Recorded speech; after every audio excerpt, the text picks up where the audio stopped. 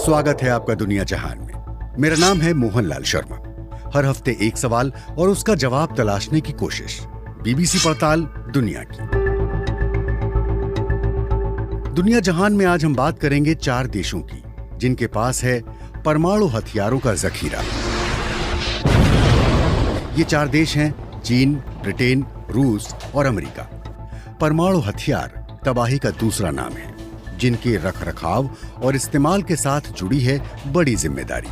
यही वजह है कि परमाणु हथियारों की चाबी गिने चुने लोगों के हाथ में होती है और ये चिंता हमेशा बनी रहती है कि परमाणु हथियार कभी गलत हाथों में न पड़ जाएं।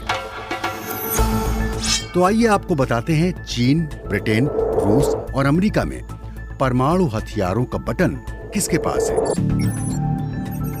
और ये बटन कौन दबा सकता है। Part 1 America nuclear football. We were called Minutemen. It would take us no more than about 1 minute. हमें मिनटमैन कहा जाता था। वो इसलिए क्योंकि आदेश मिलने पर हम 1 मिनट के अंदर न्यूक्लियर मिसाइल लॉन्च कर सकते थे। ये हैं हमारे पहले विशेषज्ञ ब्रूस ब्ला, जो अब इस दुनिया में नहीं है। ब्रूस ब्ला अमेरिका के फॉर्मर मिसाइल लॉन्च ऑफिसर थे और 70 के दशक में अमेरिकी खुफिया एटमी मिसाइल ठिकानों पर काम कर चुके थे। ब्रूस और उनके साथी उस कंप्यूटर मॉनिटर की हर वक्त निगरानी किया करते थे जिस पर मिसाइल लॉन्च करने का आदेश कभी भी आ सकता था।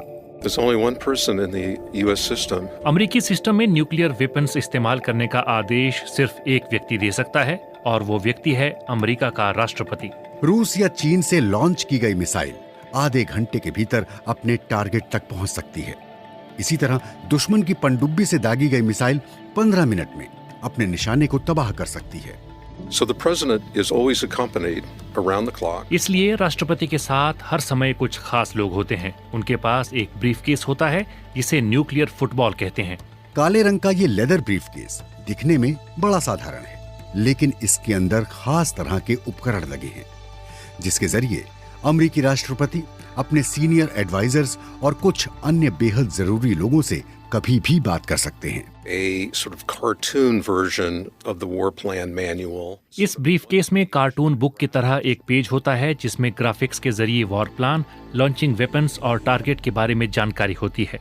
इसमें ये ब्यौरा भी होता है कि हमले में कितने लोग मारे जाएंगे। इन बातों को पलक झपकते समझना होता है। अमेरिका के पास हजारों न्यूक्लियर मिसाइलें हैं। उन्हें लॉन्च करने के लिए पेंटागन वॉर रूम को राष्ट्रपति के आदेश की जरूरत होती है, लेकिन राष्ट्रपति का आदेश भी तब माना जाता है जब वो अपनी एक खास आइडेंटिटी बताते हैं जो बिस्किट नुमा प्लास्टिक कार्ड में होती है। राष्ट्रपति इसे हमेशा अपने पास रखते हैं। यही वो कार्ड है जिसकी वजह से अमेरिकी राष्ट्रपति को दुनिया का सबसे ताकतवर व्यक्ति कहा जाता है। राष्ट्रपति से मंजूरी मिलने के बाद चंद मिनट के भीतर न्यूक्लियर मिसाइल्स को लॉन्च किया जा सकता है। I personally felt close to a nuclear war. एक बार ऐसा मौका भी आया जब मुझे लगा कि न्यूक्लियर वॉर होने वाला है। तब उम्र 20 साल के आसपास थी और सच कहूं तो पता ही नहीं था कि दुनिया में क्या हो रहा है।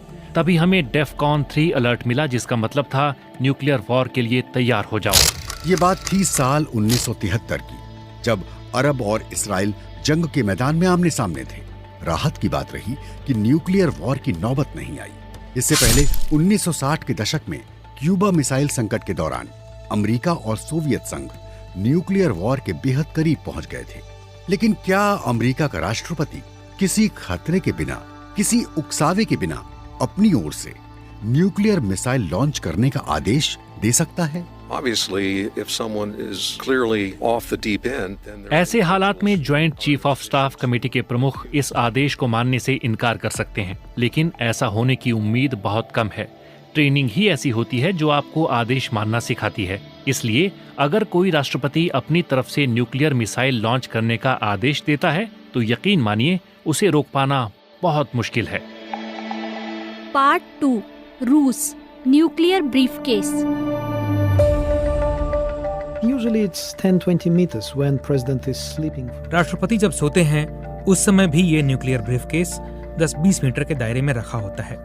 रूस पर न्यूक्लियर अटैक की नौबत आने पर ब्रीफकेस का अलर्ट अलार्म बजने लगता है। ये हैं हमारे दूसरे विशेषज्ञ इगोर सजेगन, जो हथियारों के विशेषज्ञ हैं। साल 1999 में रूस ने उन पर लंदन में एक कंपनी को मिलिट्री सीक्रेट्स देने का आरोप लगाया। इगोर ने खुद को बेगुनाह बताया, लेकिन उन्हें 11 साल के लिए जेल में डाल दिया गया। साल 2010 में इगोर को रिहा कर दिया गया, जिसके बाद उन्होंने लंदन में बसने का फैसला किया।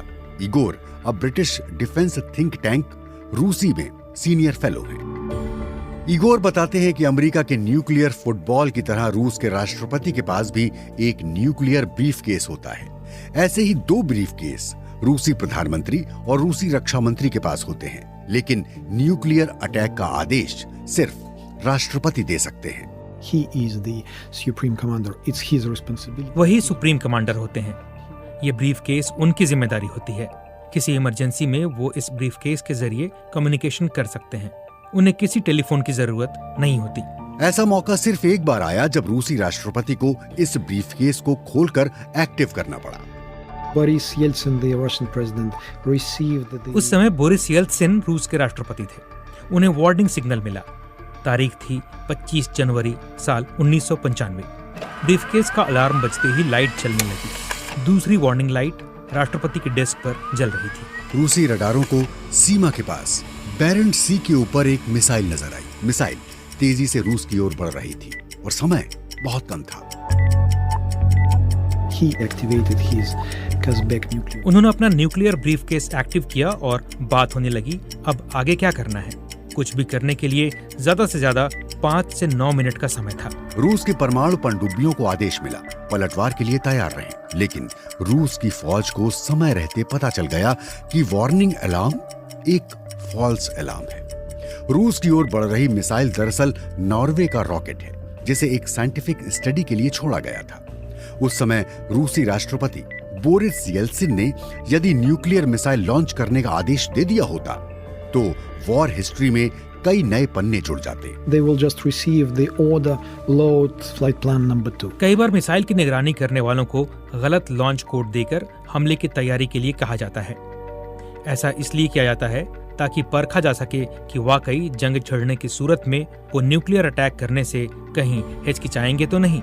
अमेरिका की तरह रूसी सिस्टम में भी ये सुनिश्चित किया गया है कि राष्ट्रपति ने यदि न्यूक्लियर अटैक का ऑर्डर दे दिया तो हमला होकर रहेगा।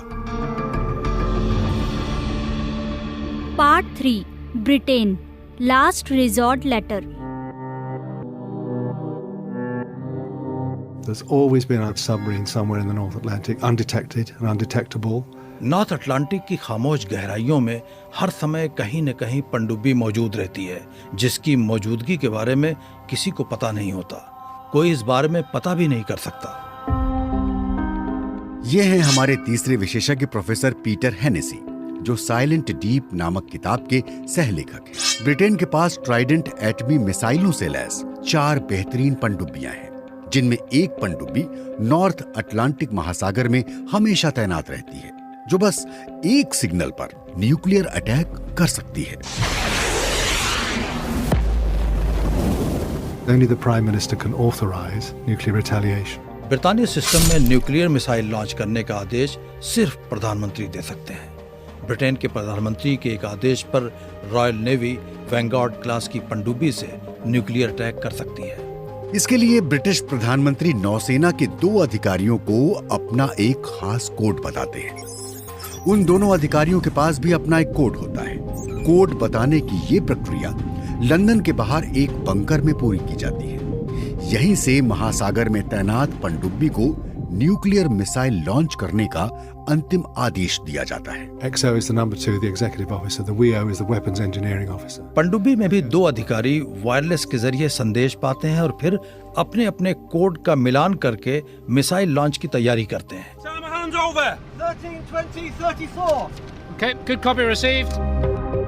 प्रोफेसर पीटर हेनेसी उन चुनिंदा लोगों में से एक हैं जिन्हें पनडुब्बी से मिसाइल टेस्ट फायर देखने का मौका मिला। Ship control, pipe the submarine to action stations, missile for strategic launch. Action stations, action stations, action stations, missile for strategic launch. The captain puts up a little puff of white smoke just before it happens, and then it rushes out of the sea. Captain ने कुछ सफेद धुआं सा दिखाया और फिर समुद्र में जैसे गैस का गोला तेजी से दौड़ा। कुछ ही सेकंड में बहुत जोर का धमाका हुआ। समुद्र के पानी पर गैस का विशाल बादल नजर आया। ये सब बहुत नाटकीय तरीके से हुआ। ऐसा लगा मानो समुद्र की गहराई से कोई दैत्य निकलकर बाहर आ गया है। न्यूक्लियर मिसाइल लॉन्च करने का मतलब है दुश्मन की तबाही, इसलिए ये काम बड़ी जिम्मेदारी के साथ किया जाता है।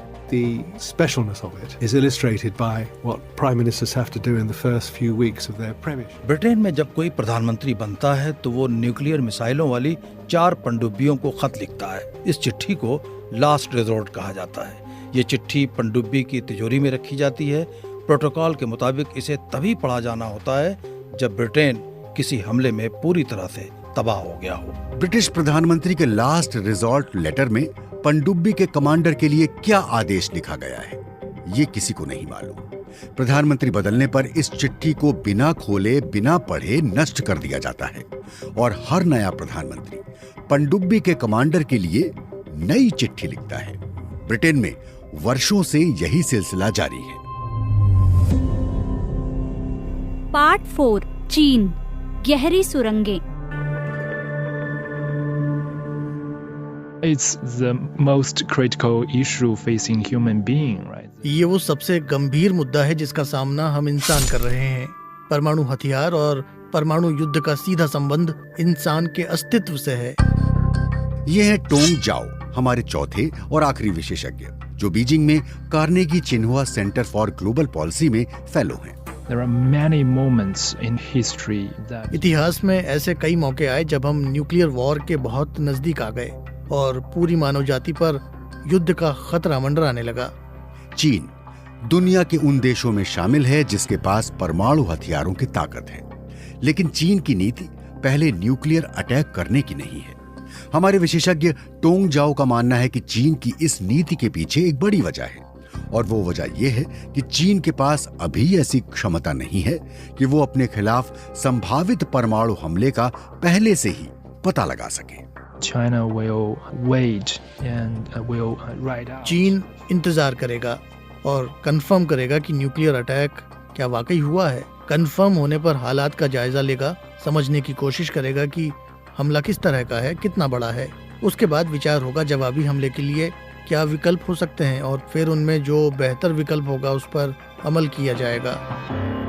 लेकिन यदि किसी न्यूक्लियर अटैक में चीन के सभी बड़े नेता और सैन्य कमांडर मारे जाएं तो, या दुश्मन के हमले में चीन की न्यूक्लियर मिसाइल ही तबाह हो जाएं, तब चीन के पास क्या विकल्प होगा? China has made great efforts. पहले ही अटैक में अपनी लीडरशिप और उसकी न्यूक्लियर मिसाइलों को तबाह होने से बचाने के लिए चीन ने गजब का इंतजाम किया है। चीन ने इसके लिए भूमिगत सुरंगों का नेटवर्क तैयार किया है। कुछ सुरंगें तो पहाड़ी इलाकों में जमीन के नीचे 100 मीटर की गहराई में बनी हुई हैं। इसका मतलब ये हुआ कि जमीन पर जब जंग का धुआं उठ रहा होगा, जमीन के नीचे गहरी सुरंग में मौजूद लीडरशिप महत्वपूर्ण फैसले ले रही होगी। It's all classified, but based on open source research, people in general believe that. ये सब बेहद गोपनीय बातें हैं, लेकिन कहीं सुनी बातों के मुताबिक चीन में लोगों का मानना है कि आर्मी क्या करेगी इसका फैसला कम्युनिस्ट पार्टी के पोलित ब्यूरो की स्टैंडिंग कमेटी करती है। अंतिम फैसला कमेटी का होगा या राष्ट्रपति का, हमें वाकई नहीं पता। चीन के मामले में एक बात और गौर करने वाली है। विशेषज्ञ मानते हैं कि चीन अपने ऊपर न्यूक्लियर अटैक होने पर शायद कुछ हफ्ते या महीनों तक खामोश रहे और उसके बाद पलटवार करे। When China had its own nuclear weapons, its national. चीन ने जब परमाणु हथियारों की ताकत हासिल कर ली, तब उसके नेता माओ त्से-तुंग ने तय किया कि परमाणु हथियारों के मामले में चीन एक जिम्मेदार देश बनेगा। चीन के नेताओं ने उस समय इस बात को बखूबी समझा कि हिरोशिमा नागासाकी में क्या हुआ था। लेकिन ये तब की बात थी। चीन का रुख अब बदल रहा है। पश्चिमी देशों की सोच का असर चीन पर भी पड़ रहा है। Some military academics, they want the Chinese president. चीन के कुछ मिलिट्री एकेडमिक्स चाहते हैं कि न्यूक्लियर अटैक के मामले में चीनी राष्ट्रपति के पास अमेरिकी राष्ट्रपति जैसे अधिकार होने चाहिए, ताकि दुश्मन की मिसाइल को चीन की जमीन पर पहुंचने से पहले ही तबाह किया जा सके। यही वजह है कि चीन बेहद ताकतवर रडार और लंबी दूरी तक मार करने वाली मिसाइलों पर काम कर रहा है। तो सुना आपने, चीन, ब्रिटेन, रूस और अमेरिका में न्यूक्लियर मिसाइल को लॉन्च करने की क्या प्रक्रिया है, जिस समय आप हमें सुन रहे हैं, ठीक उसी समय दुनिया के किसी कोने में बैठकर कुछ लोग किसी खास कंप्यूटर को मॉनिटर कर रहे होंगे। कुछ लोग किसी बंकर में बैठकर अगले आदेश की प्रतीक्षा कर रहे होंगे। किसी पनडुब्बी का कमांडर यह सोच रहा होगा कि लास्ट रिजॉल्ट लेटर पढ़ने की नौबत कभी आएगी या नहीं। हिरोशिमा नागासाकी पर परमाणु बम हमले के बाद ये दुनिया कई बार परमाणु युद्ध की दहलीज पर पहुंची है, लेकिन दहलीज के उस पार सिर्फ तबाही है, वो तबाही जो इस सुंदर धरती को हमेशा के लिए बंजर बना सकती है।